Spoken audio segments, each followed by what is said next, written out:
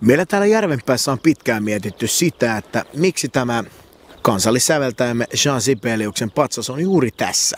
Helsingissä Sibelius-monumentti, tuo törkeän näköinen putkisto. Pitäisikö se kenties vaihtaa tälle paikalle ja tämä näköispatsas siirtää Helsinki? Helsinki, joka on kuitenkin koko Suomen päämekka, jossa sadat, tuhannet, jopa miljoonat turistit vuosittain käyvät ihailemassa Jean Sibeliusta, joka on tunnettu muun muassa hiteistään Finlandia-hymni. Toinen sijoituspaikka tietenkin voisi olla Kinnula, paikka, joka sijaitsee aivan Ainolan vieressä, eli Jean Sibeliuksen kotitila, joka on nimetty hänen vaimonsa Ainon mukaan. Ainola, Kinnula, aivan siinä pellon toisella puolella.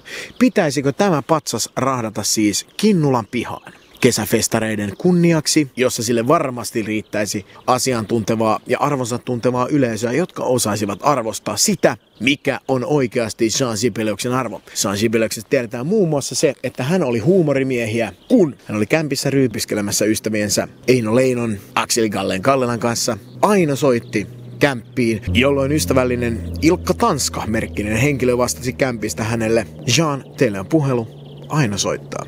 Aino kysyi: Jean, milloin sinä tulet kotiin Järvenpäähän?